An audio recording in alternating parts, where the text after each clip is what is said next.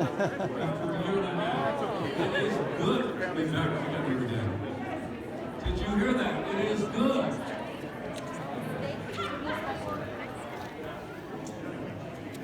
There is someone who is with us in worship. Merry Christmas and who Happy is New sitting, I Year. believe, in the back of the sanctuary, where this person usually sits. A few rows before. This church, I believe, was officially opened in about 1963. There is a person worshiping with us this morning who has probably worshiped in this sanctuary the longest of all, meaning about 57 to 58 years. That's a long time. Almost my age.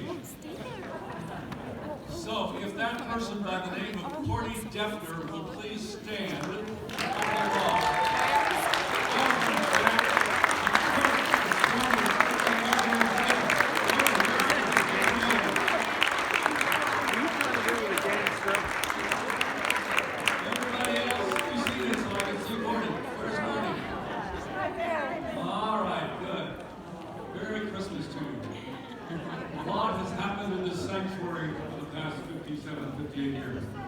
And you now are part of it. You are church family.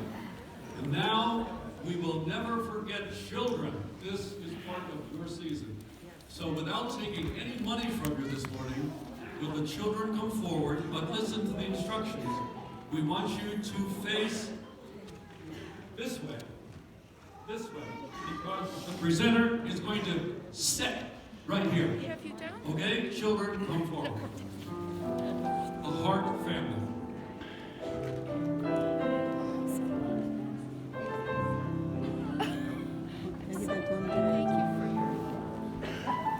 Have a nice room.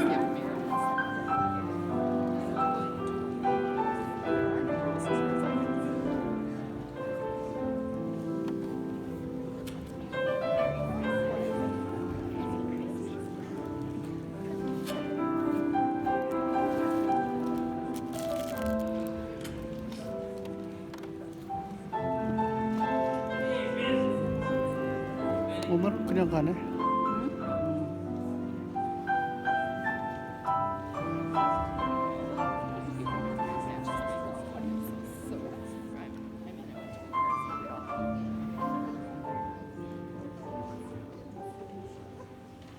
초등학교 애들은 학교로 갔나 보다. 초등학교 애들이랑 안 보여. Good morning, boys and girls. It's good to see each one of you. And I want to start our story recognizing that obviously Jesus was the most important part of the story. But I believe that there's a group of people that were very important too, and that was the angels. They were able to come down by their king and be welcoming to other people. We're going to start the story many years ago, hundreds of years ago, with the little town of Bethlehem, and move down to the year 1960, because I think those angels are with us as our guardians and our companions. So, I have a question.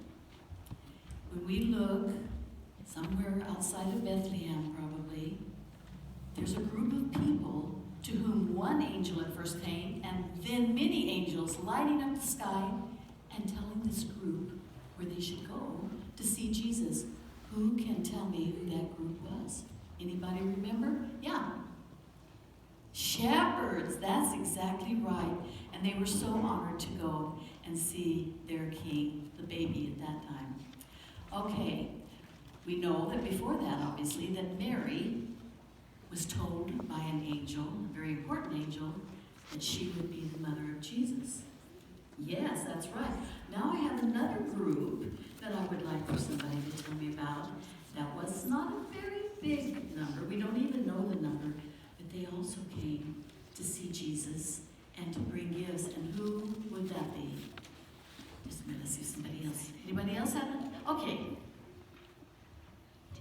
They came just, well, we're not sure really the time after the shepherds were there, but they came. If I told you one clue. Yes. That's right.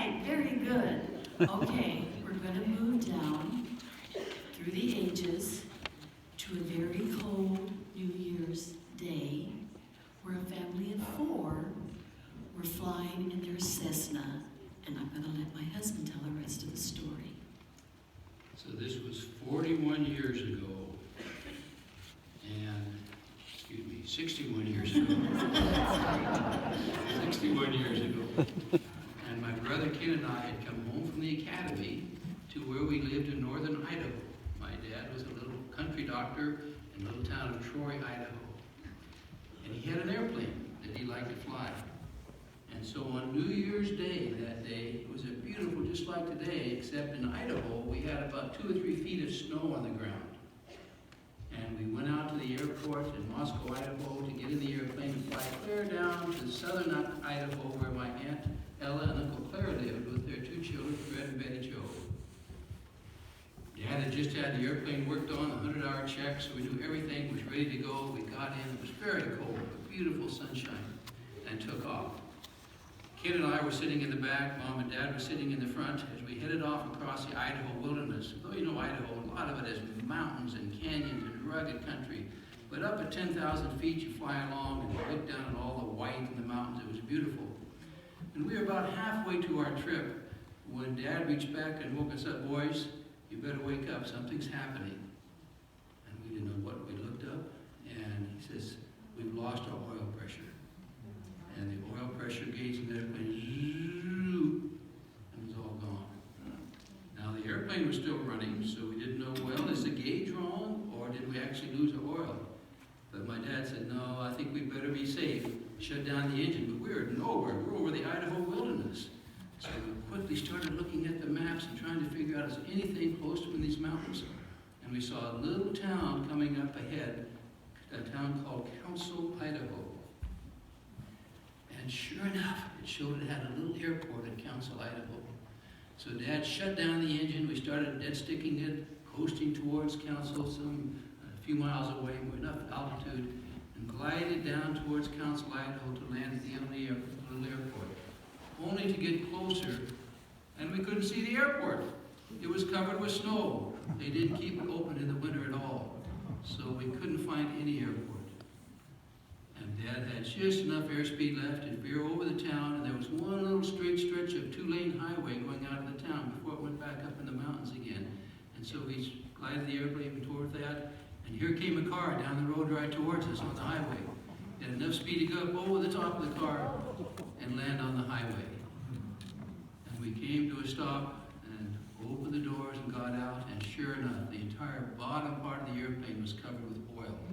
We had lost all of our oil. So we were glad to be on the ground. Several cars had stopped by then, so they helped us push the airplane back into a side road that had been plowed open. There was snow all around, very, very cold. And we said, what to do next? And, well, there's nothing here in Council that could help you. Then somebody said, wait a minute. There's one man that runs a service station in Council that used to be an aircraft mechanic in the Second World War. I wonder if he can help.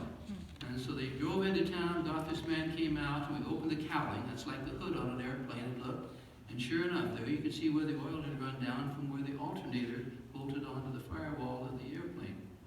And he looked at that and said, wait a minute, they put that on wrong. There's 3 bolts, and he turned it 120 degrees so it didn't cover the oil passageway like it was supposed to, and that's where we lost all of our oil.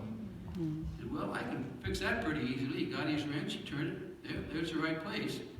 And then the question was, well, now what do we do? And I said, well, is there any oil in town?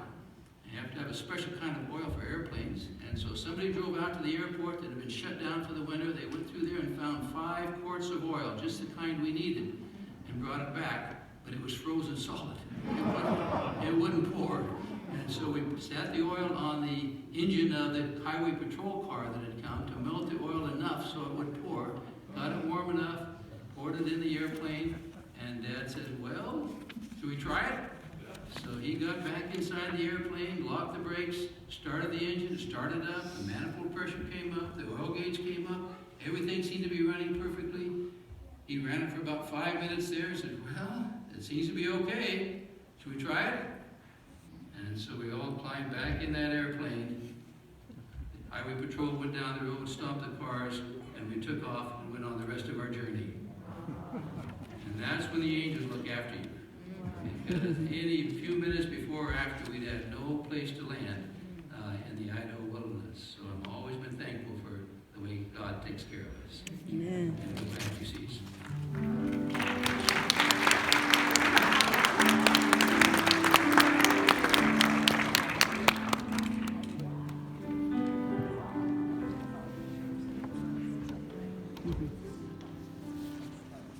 Amen. Yeah. God always take care of us.